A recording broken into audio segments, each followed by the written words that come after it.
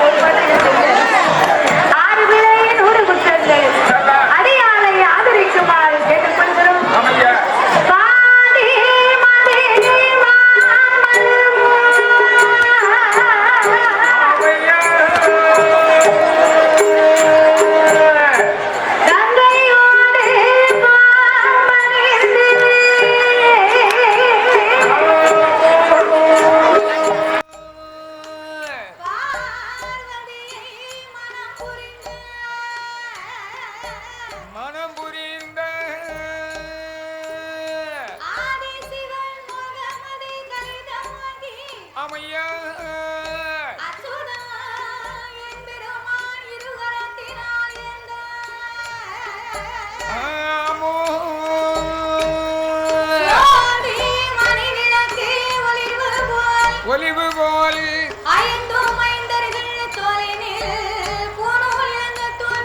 இளங்க தோன்றி ஆமையா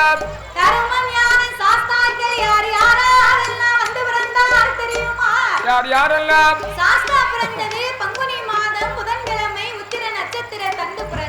ஆமையா அவர் பிறந்த கிரகம் என்ன தெரியுமா?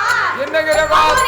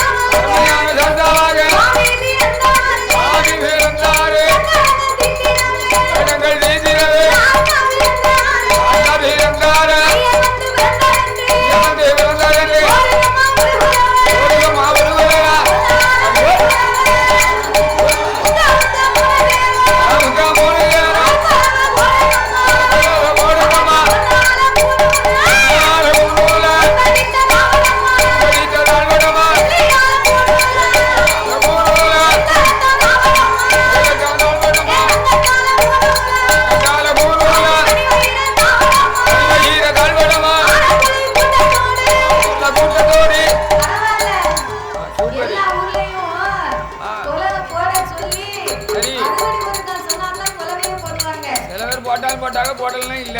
ஆனா இங்க அப்படி கிடையாது. அழகழகா மணி கொண்டு அடிக்க மாதிரி இருக்கு.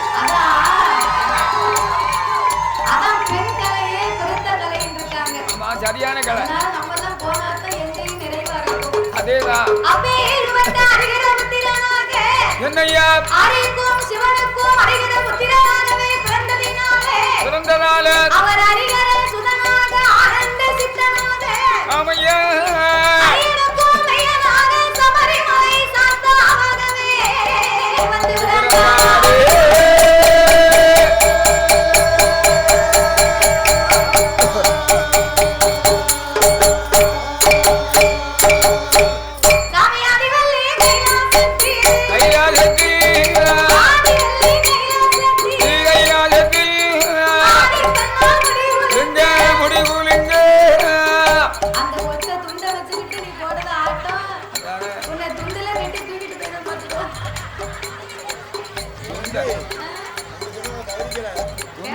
துண்ட ஊருக்கு போகும்போது குடிங்கிட்டு போயிடும் பாத்துக்கோ. அந்த துண்டை கட்டி அவளை தொட்டில போடலாம் பாத்துக்கோ.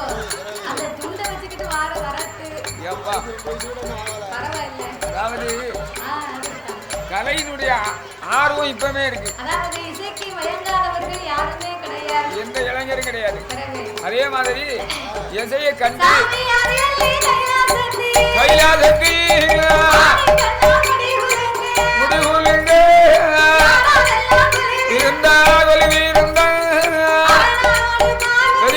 பார்வதியும் இருந்தால் கொலிவீருந்த கண்ணாடியிலே சந்திரரா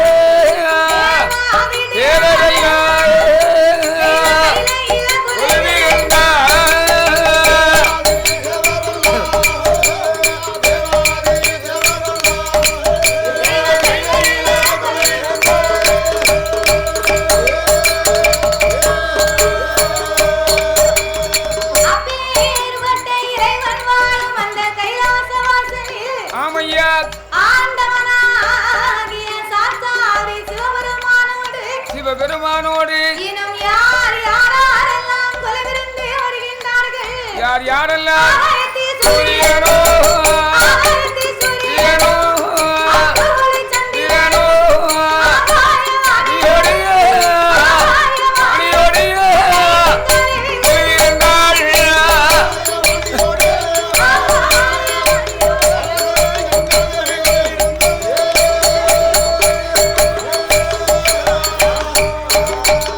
அங்கே கொலவிருக்கும் நாளையில ஆசவாசல் வெளியில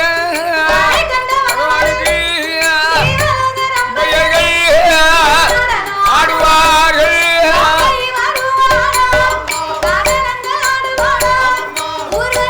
வருவாளா பாடுவாளா வருவாளா போடுவாளா வருவாளா வருவாளா எங்கள் பாடுவாளா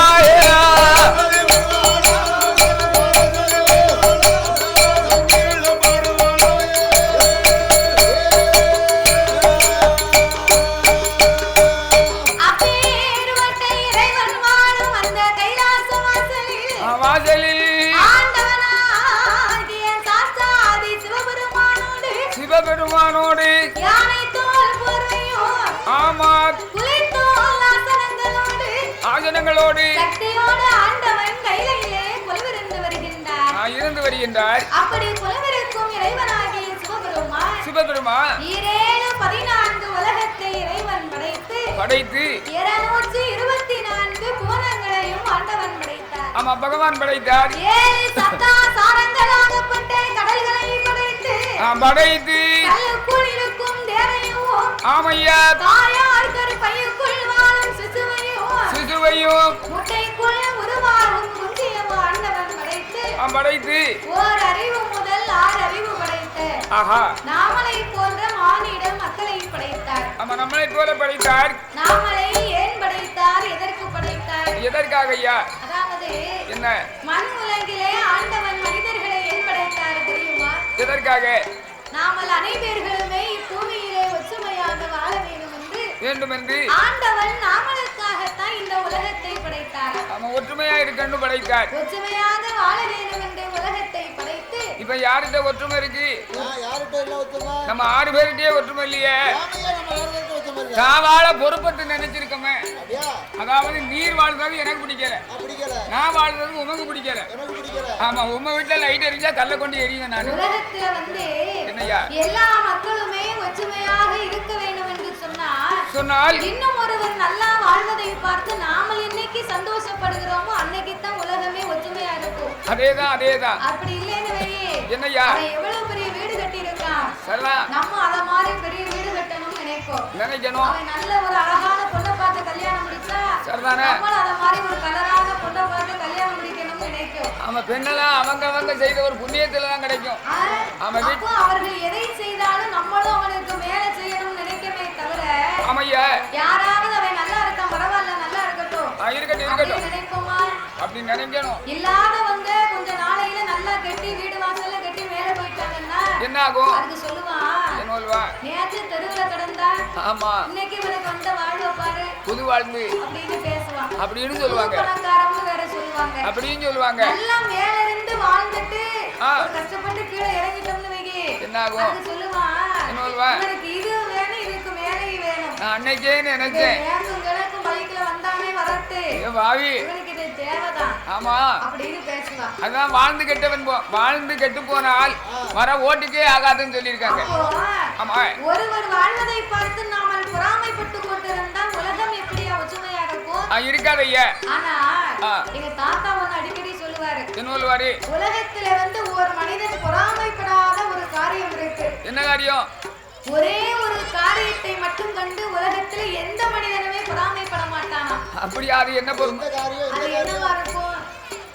இந்த காரியம் எல்லாத்துக்குமே இப்ப வந்து தாத்தாவுக்கு 10 ரூபா கொடுத்தேன்னா இப்ப தாத்தாவுக்கு 10 ரூபா பேத்தி கொடுத்துருக்கா நான் போறாம போடுவேன். ஆமா போடுவேன். அதாவது நான் சொன்னேன் இல்லையா, ஒரு கார் வாங்கினா நம்ம ஒரு கார் வாங்கிடலாம், ஒரு பைக் வாங்கினா நம்ம ஒரு பைக் வாங்கணும்னு நினைக்கும். ஆனால் பொறாமைப்படாத ஒரே ஒரு காரியம் என்ன தெரியுமா? என்ன காரியம்? அவன் செத்துட்டானே நம்ம செத்துறணும் யாரும் நினைக்குமா? நினைக்கவே மாட்டோம். மரணத்தை மட்டும்தான் மனிதன் பொறாமைப்பட மாட்டான். அதேதான் அவன் செத்துட்டா நம்ம சீக்கிரம் செத்துருவோம் அப்படி நம்ம நினைக்க மாட்டாங்க. நல்ல வருத்தம் வாழ்ந்தவங்க செத்துட்டாங்கன்னா அதே போல நல்ல புண்ணியவான் செத்துட்டான் நல்ல வேளை போயிட்டு அவன் இருந்த வீட்டை நம்ம வேண்டி வச்சுக்கிடலாம் அப்படி நம்ம நினைக்கும். சரிதானே? அப்புறம் எப்படி ஒற்றுமை இருக்கும்? அதான் ஒருவன் இருந்தால் தெரியும், இல்லைன்னா போனா தெரியுமாங்க. அதனால இருக்க வரைக்கும் சரி ஒருத்தருக்கு ஒருத்தர் போராமப்படாம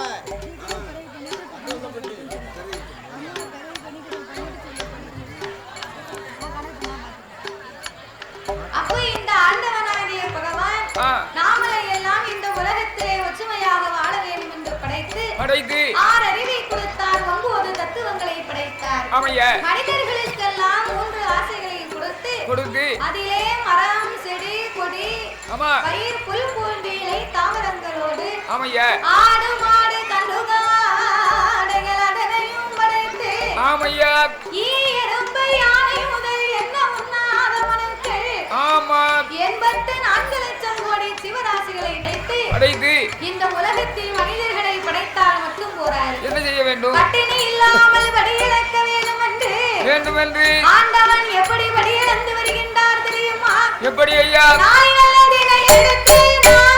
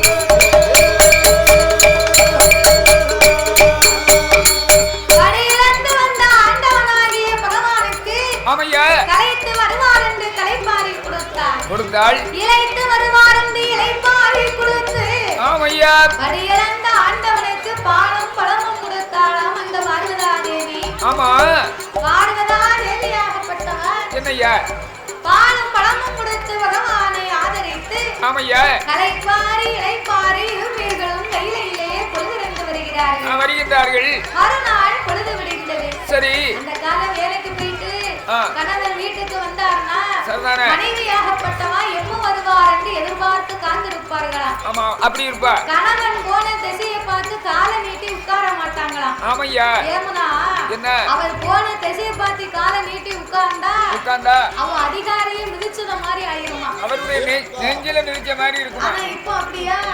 இப்போ அப்படி கிடையாது. எப்படி? இப்போ வீட்டுக்கார பார்த்து காலை நீட்டி உட்கார்ந்தாதான் எங்க கால் விளைச்சலே கேட்கும் பாத்துக்கோ. அதானே கேட்க கால் விளைச்சல் கேட்கும். ஆமா அந்த காலத்துல அவ்வளவு கணவனையே கண்கண்ட தெய்வமா நினைத்தாங்க.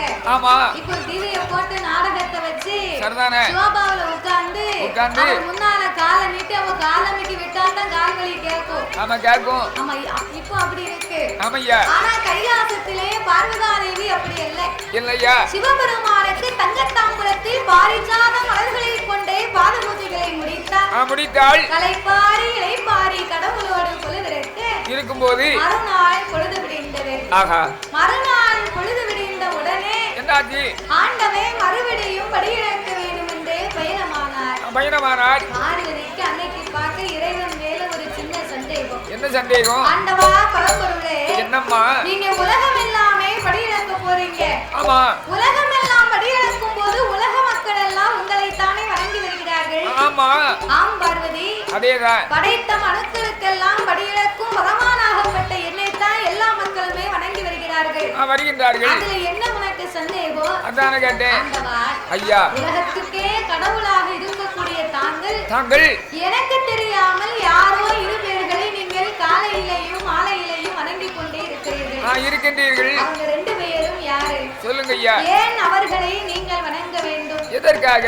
பார்வதி அம்மா இந்த உலகத்துக்கு காலையிலேயும் மாலையிலேயும் ஒளி கொடுக்க வேண்டுமானால் யாரால முடியும்? காலையிலே தோன்றும் கதிரவன், மாலையிலே தோன்றும் சந்திரன். ஆமா சந்திரனையும் சூரியனையும் சகல உலகத்துக்கு இல்லையானா இங்க உலகத்துக்கு ஒளி கிடைக்குமா? கிடைக்காது. அதனால என் வலது கண்ணை சூரியனாக ஆண்டவன் இடது கண்ணை சந்திரனாக நான் வணங்கி வருகிறேன் பார்வதி.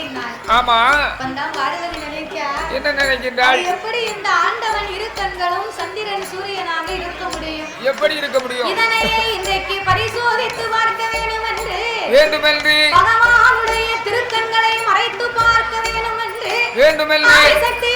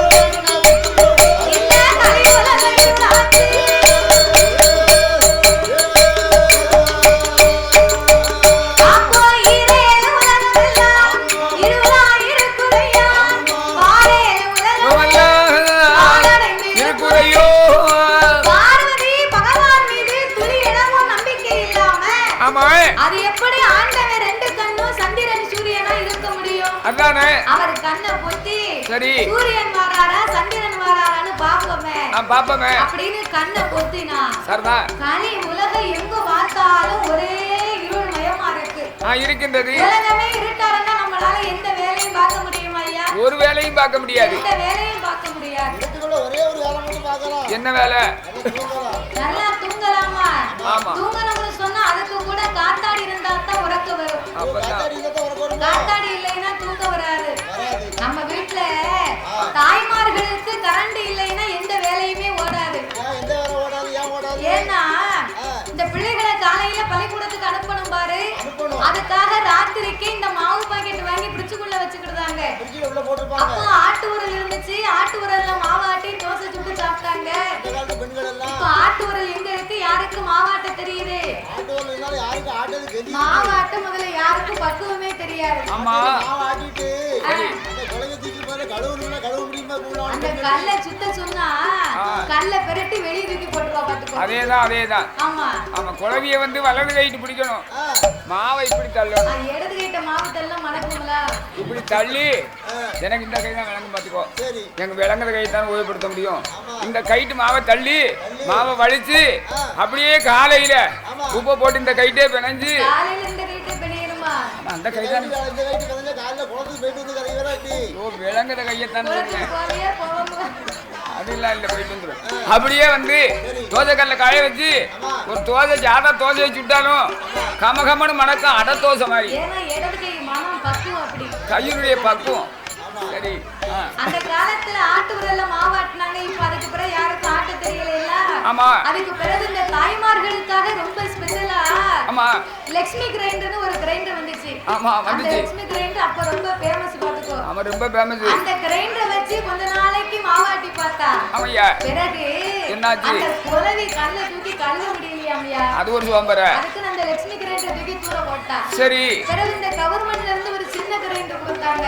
ஆமையா, அது நல்லா தான் மாவாட்டுது. ஆட்டுது. ரெண்டு பைதா மாதிரி நொங்கு வண்டி மாதிரி இருக்கும் பாத்துக்கோ. ஆமா இருக்கும். அத தூக்கி உள்ள போட்டு சரி கொஞ்ச நேரம் மாவாட்டிக்கிட்டு இருக்கு. ஆமா, கடவுடா ரிப்பேர் ஆயிடுது. ஆமா ரிப்பேர் ஆச்சு. அதுவும் வேண்டாம், அது 50 ரூபாய்க்கு தூர போட்டா. சரி, இப்போ என்னய்யா இந்த மாதிரி வியாபாரம் பார்க்கணும்னு ஆசைப்படுறவங்க மட்டும் என்கிட்ட வாங்க மாட்டாங்க மாவு. மாவு ஆட்டி ஆமா மாவை தோசை பாக்கெட்ல ஊத்தி ஆமா தோசை மாவு இப்ப தெருவுல விக்கி. அப்படியா? தாத்தா மாதிரி மாவாட்டினா என்ன செய்ய முடியும்? உனக்கு என்ன தெரியும்? வீட்டுல வந்து பாரு கூட்டத்தை மாவு அங்க இருக்கு. ஏகப்பட்ட கூட்டம். ஏன் மாவு எங்க வீட்டுல உள்ள மாவு வித்தா தான் அடுத்த வீட்டுல மாவு விற்கும். அதேதான்.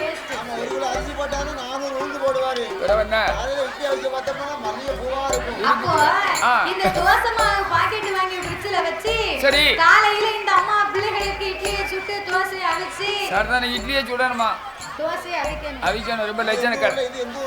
எங்க ஊர்ல எல்லாம் அப்படித்தான் சாப்பிடுவோம். இட்லியை சுட்டு தோசையை அவிச்சு பாரு, நல்லா மணக்கும்.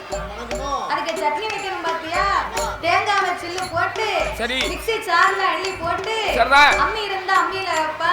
ஆமா, சில மருமக்கமா இருக்கு என்ன வீட்டுக்கு புதுசா வரவரு மாவாட்டி அவளுக்கெல்லாம் மாவாட்டினா யாரு? மருமக. அப்படி விவரமா சொல்லு. அந்த அம்மா இந்த அம்மியில வச்சு அரைச்சு மாமியா கிட்ட நல்ல பேர் வாங்கணும்னு ஆமா ஒரு சில்லு தேங்காவை தூக்கி அம்மியில வைப்பா. சரிதான். அம்மி குலவிய தூக்கி தேங்காய் மேல போடுவா. என்ன ஆகும்? தேங்காய் தெரிச்சு தெருவுக்கு போயிடும். அது என்னைக்கு போய் எடுக்க? ஆமா, அதுக்கு 2 உப்பு கல்ல வச்சு பக்குவமா அரைச்சாத்தானே அது அரைப்படும். அது தெரியாம தான். அவ குலவிய தூக்கி நச்சுன்னு போட்டான்னா சரி தேங்காய் தெருவுக்கு தானே போவோம். ஆமையா, அப்ப அதுக்கும் தெம்பு கிடையாது.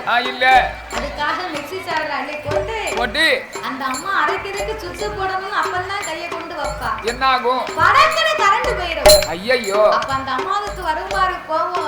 வராம என்னையோ பேதியில போவா கரண்ட். இந்த வசதி இப்பவே லைனை உருவிட்டானே. ஐயோ, இன்னும் என்னைக்கு குளம் போயிட்டு எப்ப சட்னி வைக்க எப்படி பள்ளிக்கூடம் போக சொல்ல அப்படின்னு ஏசுவாங்க பேசுவாங்க. ஆமா, அப்போ என்ன கொஞ்ச நேரம் கரண்ட் இல்லாமலே நமக்கு எந்த வேலையும் நடக்காது. ஆமா, உலகமே இருக்காருன்னா என்ன செய்ய முடியும்? ஒண்ணும் செய்ய முடியாது. அதனால ஆண்டவனாகிய பகவான் உலக மக்களுக்கெல்லாம் ஒளி கொடுக்க வேண்டும் என்று பார்வதிக்கு நமக்கு இருக்கும் 2 கண்கள் மட்டும்தானே இவளுக்கு தெரியும். ஆமையா, சிவபெருமானுக்கு 3வது கண் நெற்றிக்கண் ஒண்ணு உண்டு. அந்த நெற்றிக்கண் மகிமையை திறந்து காட்ட வேண்டும் என்று ஆதிசக்தி பார்வதியால் ஆதிசக்தி பார்வதியால் அவருக்கு முன்னாலே சிக்கனத்திரம் சிக்கனத்திரம் உலகை ஒளி கொடுப்பாரா.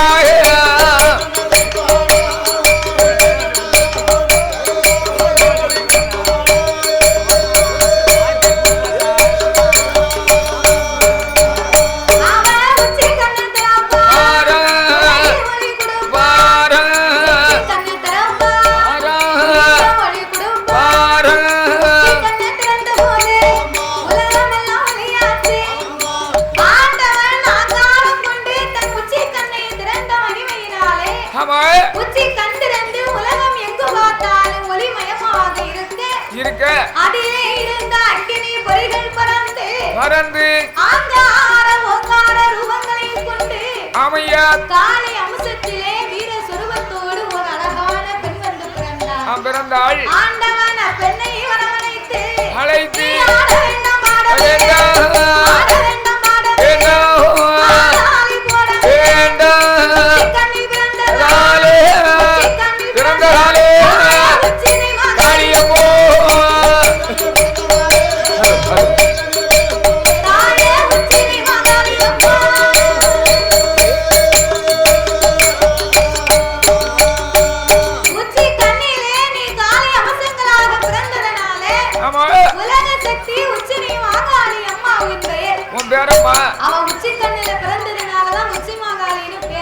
ஆமா அப்ப வரம் கொடுத்து அம்மானை வடக்கு வாசல் கோட்டையிலே அமர வைத்து நானாக அழைக்கும் போது வந்தால் மட்டும் போது வந்து அமையா சிவபெருமான் என்ன செய்கிறார் அவர் ஆங்காரம் கொண்டு கண்ணை திறந்ததனால என்ன பார்வதி பகவான் 2 கண்ணை பொந்திருக்க பாருங்க அமையா நம்ம 2 கண்ணையும் மறைச்சிருக்கவே இந்த உலகத்துக்கு ஒளி எங்க இருந்து வருது அப்படின்னு கையை எடுத்தா கடவுளுக்கு முன்னால வந்து பார்க்க உச்சி கண்ணுல இருந்து அக்கினி பொறி பறந்து கொண்டே இருக்கின்றது உடனே அங்கம் பதறி ஆவித்தனலாகி ஆமா ஐயோ பகவானையே நம்ம பரிசோதனை பார்த்து விட்டோமே ஆமையா சிவன் நாமத்துக்கு சாபத்தை கொடுத்தாலும் கொடுத்து விடுவாரே என்று ஏத்து விறுவிறுத்து பதறி போய் நின்றால அந்த பார்வதியின் வேர்வை துளியோ கடலாற்று வெள்ளம் போல் கரை உருண்டு வருகின்றது காட்டாற்று வெள்ளமாக கரை உருண்டு வந்த உடனே என்னையா சிவபெருமான் பார்த்தார் என்னையா பார்வதியின் வேர்வை துளி வெள்ளம் பூலோகத்துக்கு போனா பூலோகம் அழிந்து போகும் ஆமா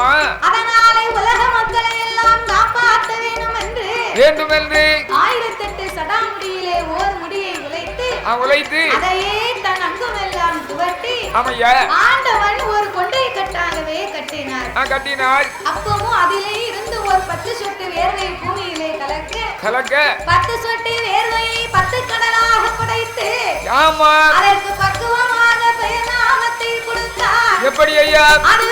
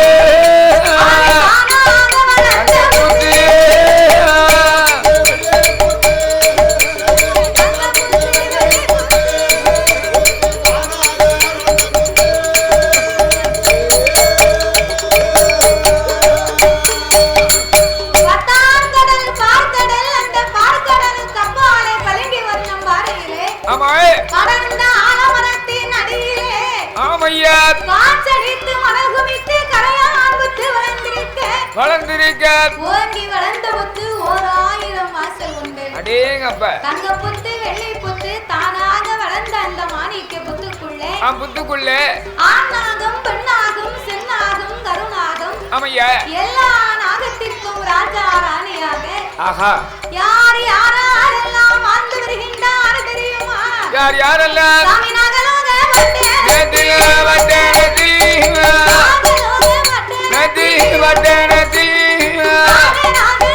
கண்ணி நாக கண்ணி தேவியுமா வாழ்ந்து வார உமா தேவி உமா வாழ்ந்து வார நாளம் போல வாரார் வாழ்ந்து வார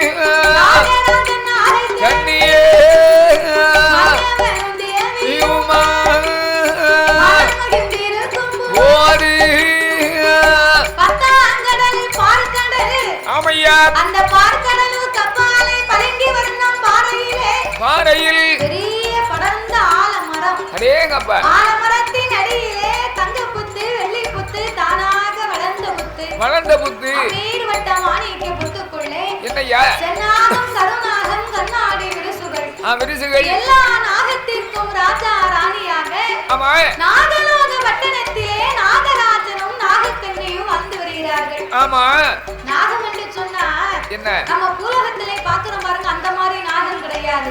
எப்படியோ தலை மட்டும்தான் மனித தலை. சரி கண்டத்துக்கு கீழே உடம்பெல்லாம் நாக வடிவம். ஆமா நாக வடிவம். இப்படி தெய்வத்தின் அம்சங்களாகவே இரு பேர்களுமே வந்து வருகிறார்கள். அப்படி நாக வடிவமா இருந்தா வயத்தால போகுமே. வயத்தால போகுதா? அப்ப 2 மாத்திரை வாங்கி போடு. ஸ்ரீவில்லிபுத்தூர்ல 2 மாத்திரை வாங்கின 4 மாத்திரை. 4 மாத்திரையை போட்டு கேட்கலன்னு வையே. சரி நல்ல உனக்கு ஒரு மருந்து. என்ன மருந்து? தார் உருண்டையை வாங்கி 2 தாரை உருட்டி ரோடு போடுவாங்க பாரு. சரி அந்த தாரை உருட்டி 2 உருண்டையை முழுங்கிரு.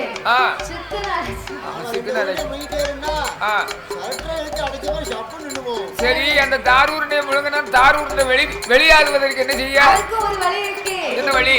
வடை போட்டவனுக்கு ஓட்ட போட தெரியாம இருக்குமா? அது தெரியாம எப்படி இருப்ப? அதுக்கு என்ன செய்யணும் தெரியுமா? 4 கல்ல பூட்டி சரி 4 விறக வச்சு தீய மூட்டி ஒண்ணு தூக்கி அதுல வச்சா தன்னை போல இலகிரும். அப்படியா? வடிவேல தூக்கி வைப்பாங்க பாரு, அத மாதிரி. சரிதானே போட்டும். நாகராஜனுக்கும் நாகக்கண்ணிக்கும் நம்மள மாதிரி நடந்து போக கை இருக்கா கால் இருக்கா? இல்ல.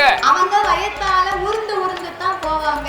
ஆமையா. அப்ப அப்பேர்வட்ட நாகராஜனுக்கும் நாகக்கண்ணிக்கும் இறைவனுடைய அருளால் எல்லா செல்வமும் நிறைந்திருக்கு. ஆமையா. அவர் எப்படி இருக்கிறார் தெரியுமா? எப்படி ஐயா? மண்ணிருக்கு